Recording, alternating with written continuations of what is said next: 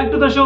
मैं आज़ाद आप सबका स्वागत करता हूँ मेरा शो में जिसका नाम है ज़िंदगी के सफ़र। इस शो में हम लोगों के ज़िंदगी के सफ़र के बारे में बात करते हैं, लेकिन आज किसी पर्टिकुलर इंसान नहीं बल्कि एक पूरा टीम, एक ऑर्गेनाइजेशन और आज के तारीख में यंग जनरेशन का क्रेज़ बीटीएस के ज़िंदगी के सफ़र में बात करने वाले हैं। ये पूरा ऑर्गेनाइजेशन का कैसे ये ज़ीरो से लेकर आसमान की बुलंदी को छुआ, कैसे साधारण से एक छोटा-सा म्यूज़िकल बैंड से ये पूरे दुनिया भर में सबसे बड़ा, सबसे फ़ेमस म्यूज़िकल बैंड बना।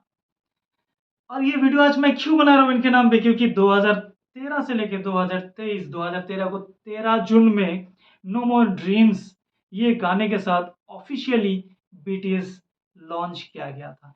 सो आज इनकी 10th एनिवर्सरी है, सो एक वीडियो तो इनके नाम पे बनना बनता था और ये वीडियो पूरा बीटीएस के ऊपर डेडिकेट है। तो दोस्तों हम सबसे पहले जानते हैं बीटीएस आखिर है क्या? बीटीएस साउथ कोरिया में के-पॉप और के-ड्रामा, साउथ कोरिया के ये 2 segment, K pop musical segment, K drama serial वाला सेगमेंट है, जो दुनिया भर में आज की तारीख में बहुत ज़्यादा मशहूर है, बहुत ज़्यादा व्यूअर्स हैं उनका। सो बीटीएस उनकी के-पॉप का ही एक हिस्सा है।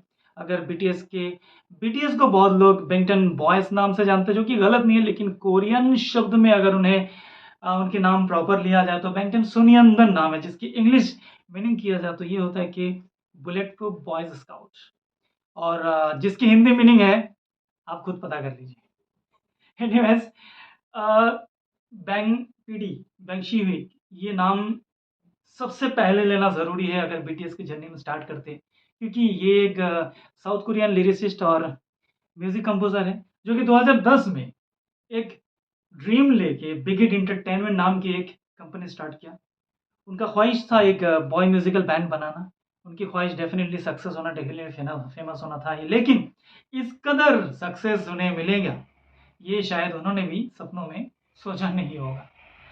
ख़ैर उन्होंने 2010 में ये कंपनी चालू किया और उन्होंने ऑडिशन के थ्रू से आर्टिस्ट की तलाश करते रहे। 2010 में पहले ही उन्हें 15 साल के एक लड़का जिम नामजून, जो कि आज आरएम नाम के फ़ेमस है, रैप मॉन्स्टर, 15 साल का एक लड़का पहला मेंबर बना, जो कि आज इस टीम का कैप्टन भी है। और उनके बाद फिर 2010 से लेकर 2011 तक 1 साल सिर्फ इन्होंने ये आर्टिस्ट की तलाश जारी रखा है। इन्होंने ऑडिशन के बाद ऐसे लेते-लेते चुन-चुन के 7 लड़के का एक टीम बनाया, जो कि आज के बीटीएस है। और इन 7 लड़कों के नाम अगर हम लेते हैं, किम नामजून है, जो कि आरएम नाम से फ़ेमस है, ये टीम का लीडर भी है।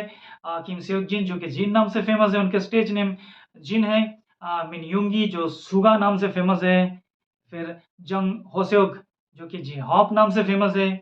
फिर पाक जिमिंग, जो कि जिमिंग नाम से फ़ेमस है। किम तायुंग वी नाम से फ़ेमस है, और सबसे छोटा टीम के मेंबर है जियोन जांगुक, जो कि झांगुक नाम से फ़ेमस है। सो ये होता है पूरा बीटीएस। अब हम जो बीटीएस का ये क्रेज़ देख रहे हैं, ये कोई रातों-रात नहीं मिला है, और इनकी जर्नी थोड़ा और दूसरा के-पॉप कंपनीज़ की जर्नी से बहुत ज़्यादा डिफ़िकल्ट था, क्योंकि इनके पास पैसे की बहुत कमी था, फंडिंग की बहुत कमी था। 2 मंजिल के एक छोटा-सा घर से उनके काम स्टार्ट हुआ, वहाँ पे बिग हिट एंटरटेनमेंट का ऑफ़िस, इनके प्रैक्टिस के लिए स्टूडियो, इनके रहने का जगह, इनके किचन, इनके टॉयलेट, वॉशरूम सारा था। इन्होंने दिन भर कड़ी मेहनत के बाद इनको यहाँ तक कंपनी कुक भी नहीं प्रोवाइड कर पाते थे। इन्हें खुद खाना पकाना, यहाँ तक लॉन्ड्री सर्विस नहीं था, इन्हें खुद अपने कपड़े धोना, यहाँ तक कि वॉशरूम, टॉयलेट ये सब साफ़ करना भी इनकी ही ज़िम्मेदारी में। पैसे की बहुत कमी थी उनके पास, लेकिन कमी इनकी जोश, जज़्बात, उनकी डेडिकेशन, उनके पागलपन पे जी बिल्कुल नहीं था। और इसी वजह से आज वो यहाँ तक पहुँचे, और ये यहाँ तक पहुँचना, इनके ये जो पागलपन है, ये हर किसी की कामयाबी के लिए बहुत ज़्यादा ज़रूरी होता है। और इनको इस मकाम तक पहुँचने के लिए अगर बीटीएस आर्मी के नाम नहीं लूँ तो भी गलत है, क्योंकि बीटीएस आर्मी का भी बहुत बड़ा हाथ है इनको इस मकाम तक पहुँचाने में।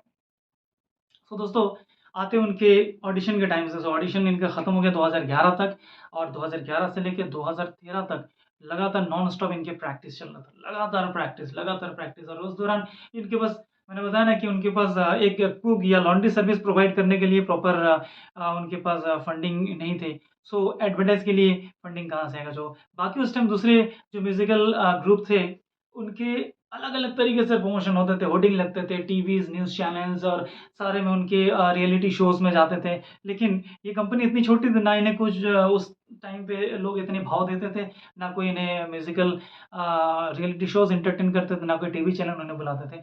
सो इनके छोटे-छोटे क्लिप लेके इनके एक्टिविटीज़ का सोशल मीडिया में डालना स्टार्ट किया इनके फाउंडर ने और वहाँ से धीरे-धीरे उनको कोरिया में पब्लिसिटी मिली, धीरे-धीरे लोग इन्हें जानने लगे और कोरिया में अब ये फ़ेमस हो चुके थे, लेकिन कोरिया के बाहर लोग उन्हें उतना नहीं जानते थे। फिर कोरिया के बाहर उन्होंने यूएस में भी गए 1-2 बार शो करने के लिए और वहाँ पे इन्हें ऐसे हुआ कि उन्हें कोई जानते ही नहीं थे। उनके जो टिकट्स लेना तो दूर की बात, वो फ्री में टिकट्स दे रहे थे, तो भी कई लोग समझ ही नहीं पा रहे थे क्या करेंगे। उन्हें फ्री में वहाँ कंसल्ट करना पड़ा कई बार। उस दौरान में उनके रहने-खाने के लिए और छोटे-से कमरे में उन्हें रहना था। इस तरह से कई बारी उन्हें अलग-अलग देशों में जाके स्ट्रगल करना पड़ा।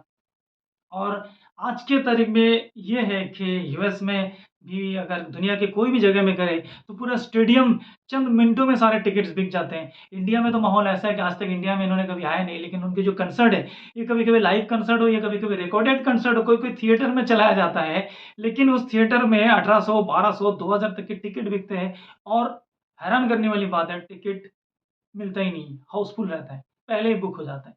सो इस लेवल का क्रेज़ है बीटीएस का। दोस्तों, मैं बीटीएस का सारे मेंबर का अलग-अलग ज़िंदगी के सफ़र के बारे में बात करूँगा और बीटीएस का अगर मैं अभी इनकी अचीवमेंट, इनकी कंट्रोवर्सी, इनसे क्या सीखने मिलता है, उस भी बात करूँ तो ये वीडियो घंटे भर का हो जाएगा। सो मैं दो पार्ट 2 में इसकी बाकी जर्नी बात करूँगा और आप चैनल को सब्सक्राइब करना मत भूलिए। अगर आप बीटीएस आर्मी हैं, तो मुझे यकीन है चैनल को आप सब्सक्राइब ज़रूर करेंगे। सो अगर मैं बात करना था उनकी क्रेज़ के बारे में, तो उनकी इतने लवर्स हैं दुनिया भर में, जो कि बीटीएस आर्मी कहता है। दुनिया के हर देशों में उनकी फ़ैन है, उनकी आर्मी है और इस तादाद कंटिन्यूअसली बढ़े जा रहा है। लेकिन इतने लवर्स होने के बाद भी इनके हेटर की संख्या भी कम नहीं है। सो मैंने जितना रिसर्च किया इनकी एक्टिविटीज़, इनकी इंडिविजुअल एक्टिविटीज़, इनकी टीम वर्क, इनके सारे एक्टिविटीज़ और इनकी जो इनकी जो थीम है, इसमें कुछ हेट करने वाला मुझे तो देखा नहीं। ख़ैर लोग इन्हें कुछ लोग इन्हें क्यों हेट करते हैं मुझे नहीं मालूम। ख़ैर अपना-अपना चॉइस है, किसी को मीठा, किसी को तीखा पसंद है। एनीवेज़ मैं यहाँ से इजाज़त चाहूँगा आपसे और मैं नेक्स्ट पार्ट में इनकी बाकी जर्नी लेके डेफ़िनेटली आऊँगा। हमेशा की तरह मैं आपको बताऊँगा मुस्कुराते रहो, हिप